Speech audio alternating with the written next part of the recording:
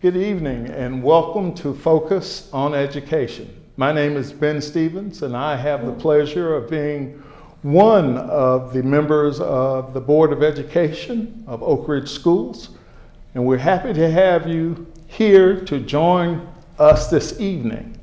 I have as my guest, going around the table, Officer Swaggart, Chief Smith, Mr. Bruce Lay, and Dr. Larissa Henderson. Each is going to give some insight on today's topic, which is school safety. We're going to talk about school safety because, unfortunately, the incidents of shootings at schools has not gone away. Unfortunately, it's becoming much too frequent. And any parent that has a child in school is naturally concerned, what is the school doing to ensure that my child is safe? Safety has to be first if there is to be any significant learning in the school environment. So what we're trying to do is make sure you, the parent, are well informed, or at least know the points of contact that you can reach out to at any time you have questions or concerns. And along that line, I will go ahead and get started and ask Chief Smith first, Police Chief Smith, to give us an overview from his perspective of what the police department is doing with the district. Chief, could you give us that oversight, please? Thank you, Mr. Stevens. First of all, it starts with our relationship with the schools and with the school staff, with Mr. Lay and Dr. Borchers and their staff. I think it's really important that we communicate and have a good relationship so that we're on the same page and we have the same understanding of things. So we spend enough time talking so that we know each other.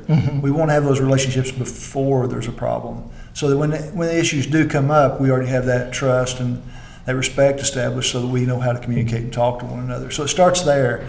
At the police department, our responsibility is not just, people always think of it in terms of responding to a crisis like they see on television, and we'd rather prevent the crisis from ever happening. Right. So we even though we are prepared, and I have to say Oak Ridge Police Department is probably one of the best trained and best equipped departments I've ever been around, it's not about that. We are prepared to respond, but we hope that never happens, and it's not about hope. We're doing the things we think is appropriate to prevent those things from happening and to deter it. Okay. And if it not only if it deters it, we want to detect and give us early warning if something's going on. So educating the school staff, working with them, our officers doing little things like being around the schools and getting to know the schools and what the routines are and what looks right and what doesn't look right. And you may even notice some of our black and white cars parked in school parking lots doing their reports. That's a deterrent. So little things like that can make a difference that may prevent incidents from ever happening. Good point. Good point. What's the relationship between what the police officers in general are doing and Officer Swaggart? What are you doing as the school resource officer? Well, one thing, I have a great relationship with my principals and my staff. The kids, I get the name, or I get to know their names on a first name basis, and every morning I greet them by their first name, and I may say hi to 200-300 kids in the morning, and I want them to know that they can come to me with a problem. I want to, if there's a threat they hear about before I do, I want them to come with me to me, and I want them to tell me about it so I can handle it in a manner that needs handling. And I want parents to really pay attention to what their kids are saying. You know, if they come home and say, hey, so-and-so said they're going to shoot up the school tomorrow, I want to know about it. I want the police to know about it before it happens. I want them to be aware of it, and I want to handle it right then and there, not when it comes back to school. You make a great point. I just saw an article today was reading about just that type of thing where one of the children in a school, not here at Oak Ridge, had made some comments and had a booklet that had all the plans of Right. doing something at the school, and the children brought that to one of the officers and one of the school administrators, and they followed up on it, and sure enough, that was the case. Right. I think my understanding, and you tell me if I'm correct, is that when we're talking about these school shooters, there's not one just single profile of, okay, a school shooter has all these boxes checked. That's correct. It can be anyone or for any reason, which makes it even harder for us to do that. Now, are you the only officer, school resource officer, or are there others? I handle the high school and the alternative school. We have officers in place at the middle schools who also handle the elementary schools. Okay, so each officer would have 2 or 3 schools. They're responsible for before- the school, yes. Okay, very good. Thank you.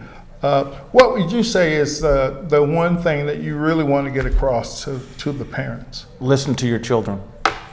If they have something to say, they know about it before I do. They know about it quick. If they're coming home and telling you that something's going to happen, call the police department and let us know so we can take care of it. Very good.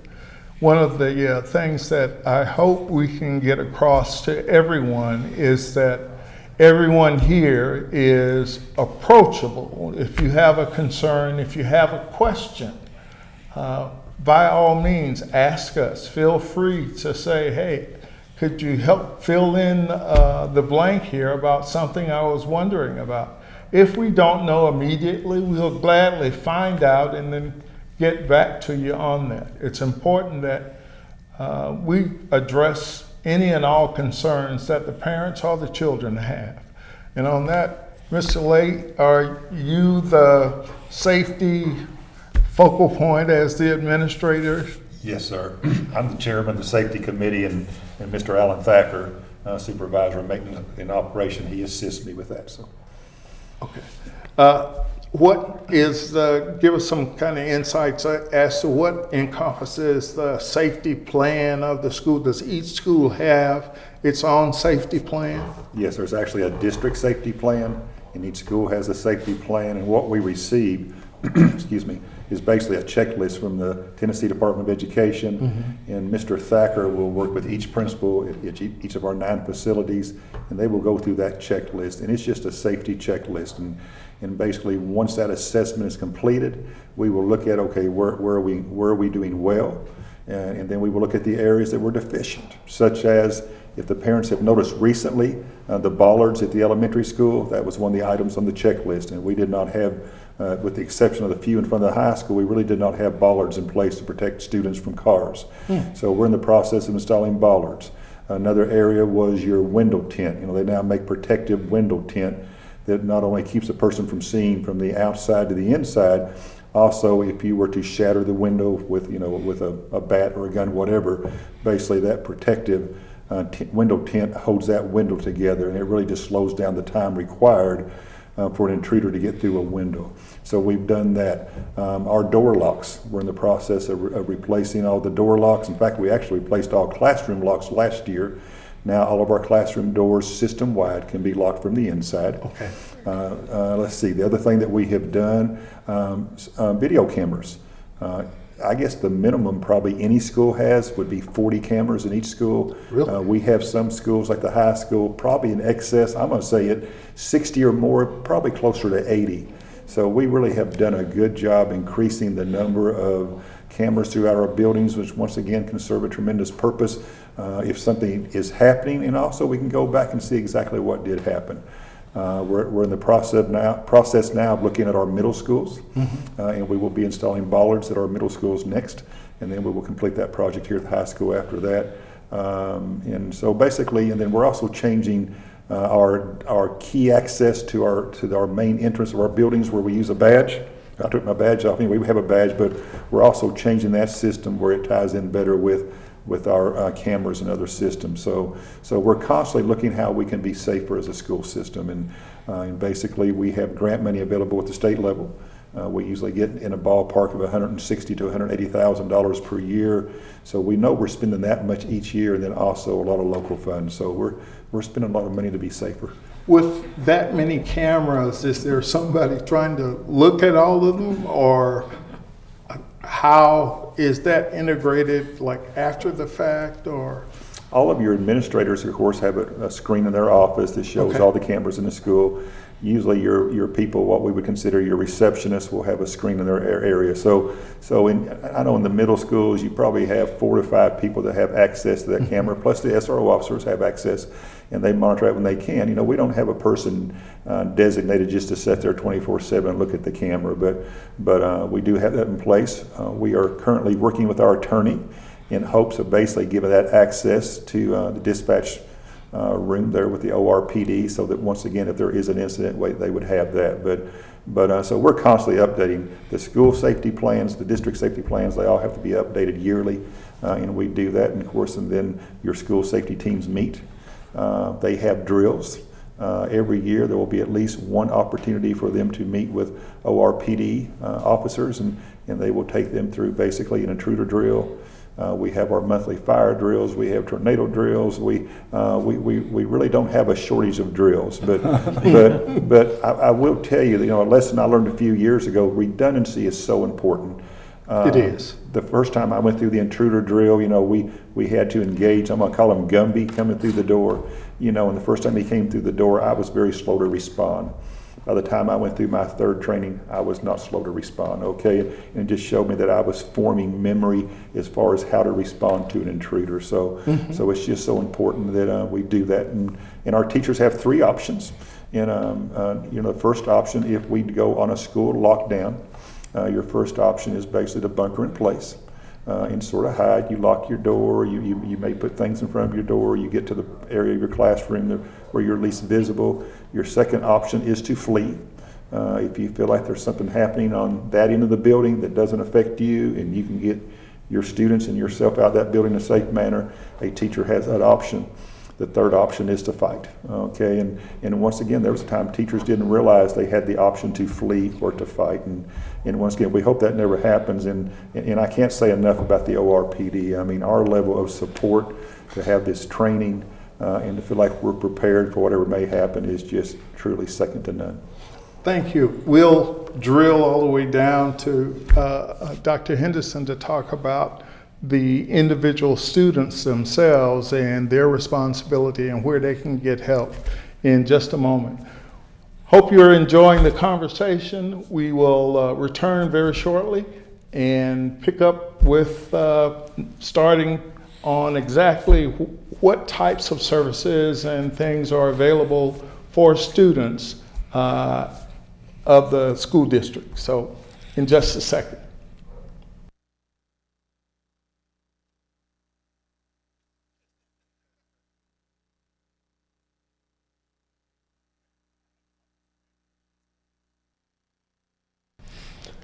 We'll look now at what the school is willing and able to provide the students and help with the families of the students in terms of pupil services. Dr. Henderson, what is it that is provided for students that may have a concern or issues? What's the school's role in trying to help?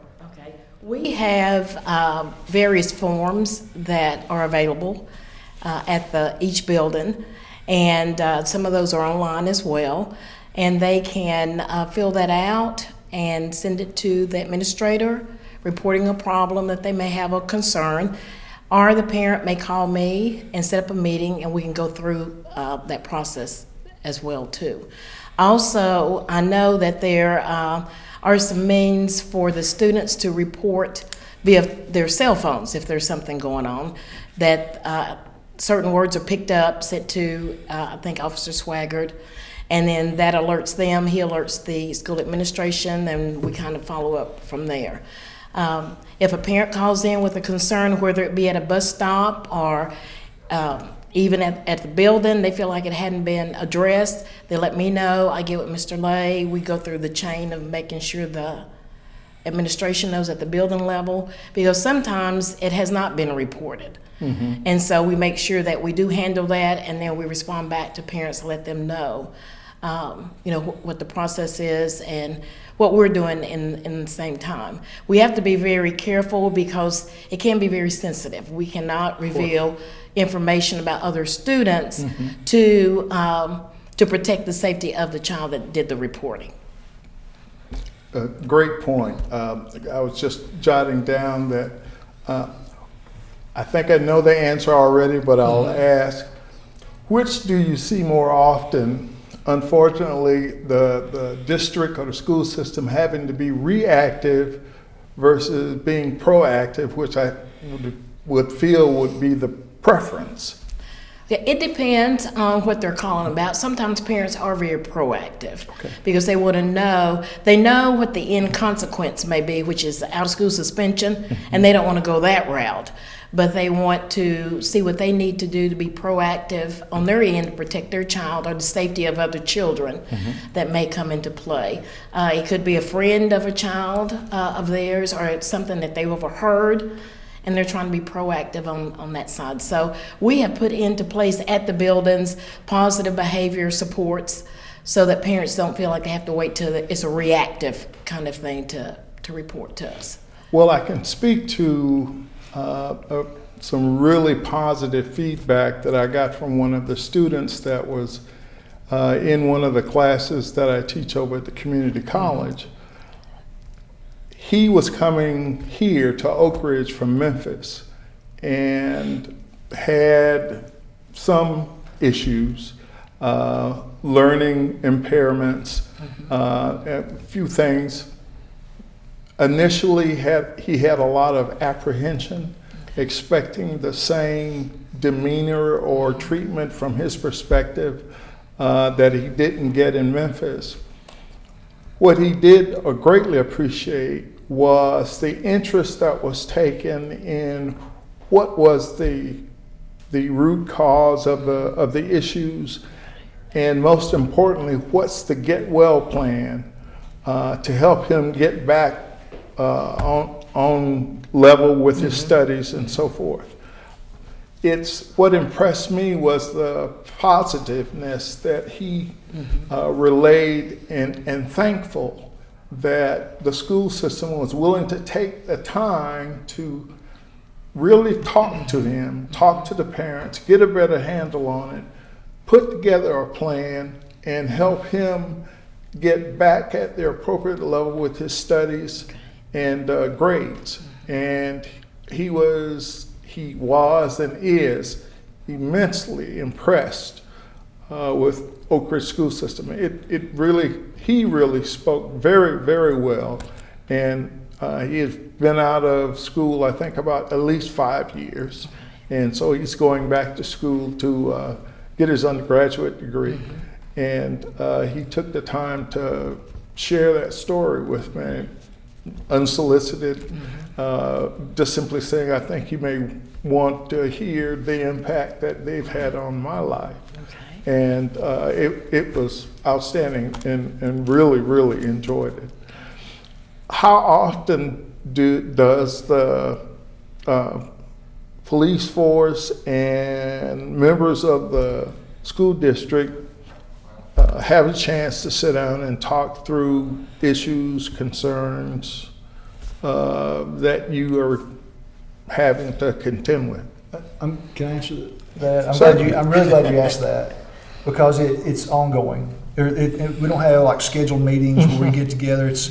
And sometimes I'll just get a text message from Mr. Lay. I mean, it's very informal and it's continuous. We've worked really hard to develop a relationship based on trust, and so that it's always safe for us. If I have a question for school administration, it's okay to call them and just ask them, and I trust that they're going to just give me the answer, or they're going to work with me, and it works both ways. So on our level, On the administrative level, that's the way things are going. But then within our department, we work on the same type of communication, making it safe to talk, making it safe to share information, to where, because we feel like if you have that kind of culture within your organization, then our employees, our team members, do that to our customers. Well, we view our kids and we view our staff members, those are our customers. So his job, and he does it very well, he builds relationships with the students continuously, every day. So there's not a time that we're not communicating, and the doors are just always open. If there's any questions or anything that needs to be shared, it just happens immediately. Great. Relationships are truly what it is all about. Yes, sir. Being able to, as you say, on spur of the moment, to be able to call and say, a question came up or a parent asked this, and before I respond, is this correct or not? Or that's the beauty, I think, of a small community, but also just the police force and the community at large, being able to interface with one another on a regular basis wherever you are, and have the officers have a sense of who are some of the students, where they are, and the students, once that, I would guess that barrier is broken, feels that you're a lot more approachable and can come and talk to you about basically anything. Yes. And that's a valuable, very valuable weapon to have in preventing any types of incidents, but also to have each child there realize that if they have any kind of concern, they can come to any teacher, any administrator, and say, I need some help. Can you talk with me for a moment?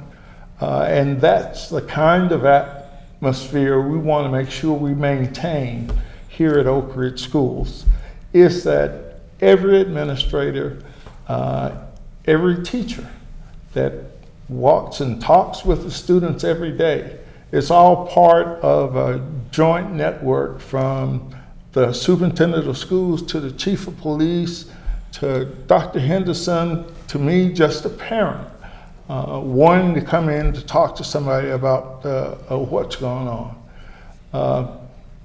I cannot tell you how proud I am to be on this board of education and to be a member of the Oak Ridge community, because these are the very things that each of us kind of got our chest a little bit and are awful proud about, and rightly so.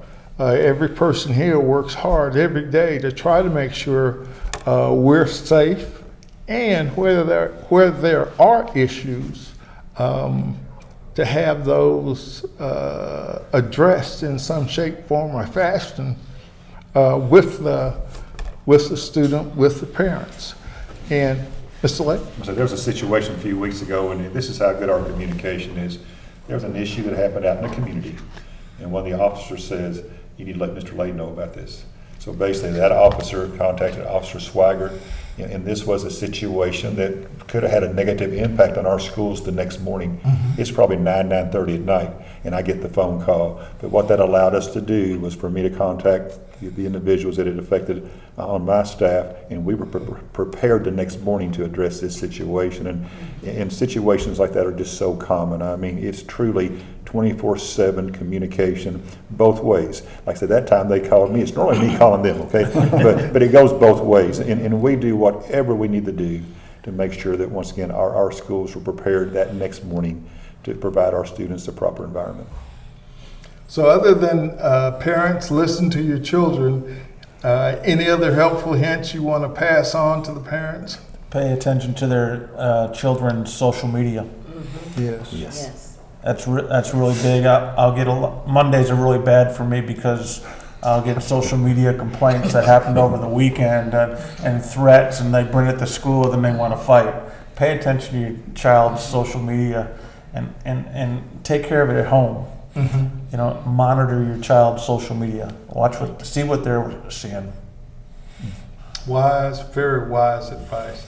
Chief, any closing notes? I'm really glad you said what you did about communication. Communication is key. Yes. Absolutely. I often joke at work, we haven't got that telepathy thing down yet, so we're going to have to talk to one another. Yes, sir. So we're going to actually have to talk. It may not work out real great, but we got to start somewhere. Yes, sir. So, Mr. Lay? I would just beg of this, that the greatest tool we have to be proactive is communication if there's an issue. We have a program called Alert ORS, and basically that is an online program. Students, parents, community members, anyone can go to our webpage. You'll see the Alert ORS. You can basically provide us an anonymous report of concern. And once again, if it's the least bit concerning to you, please, we may know it, we may not. Please do not risk us not knowing that. If you are not comfortable picking up the phone and calling us, please use that website. And once again, it's Alert ORS. The information we're getting from that is absolutely wonderful, and that's allowing us to be proactive in so many areas, and once again, just to work towards providing our students and our staff a safe school environment. So I would just ask every parent, every student, if you hear of something, please don't blow it off as rumor. Let us take the time necessary to determine, is it fact, is it not? If you hear something, say something. Say something. Yes. That's right. That's right. Dr. Henderson, last words? Well, I would say what the chief and Officer Swaggart and Mr. Lay have said, as far as relationship and communication, that's been an asset for us. And I think we have set the environment where families feel comfortable doing that, approaching us, and even to the point of I get anonymous phone calls sometimes out of concern, and I will listen to what they say, then I will take down the information, and as soon as I get off the phone, I'm shooting an email to Mr. Lay, Dr. Borchers.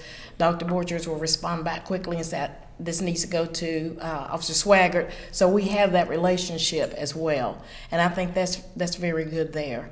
That's the only way we can be proactive and protect our students.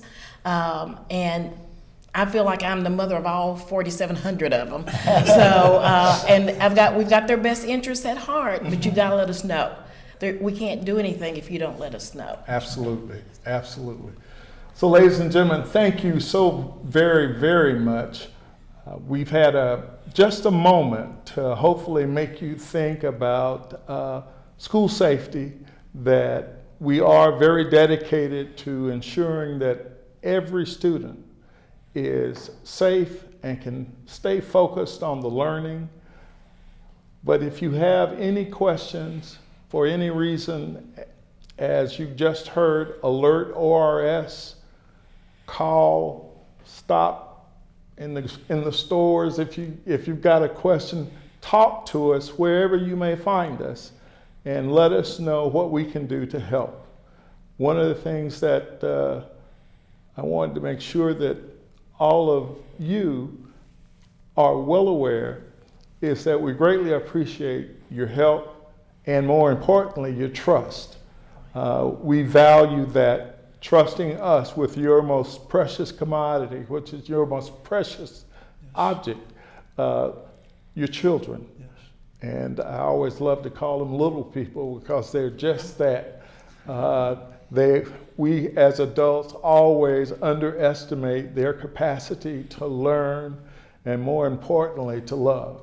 So thank you for sharing a few moments with us here on board with the Focus on Education. And I'm once again thanking you, appreciate it, and we hope to share a few other comments and stories with you at another time. Have a great night, great day, and we hope to see you soon. Thank you.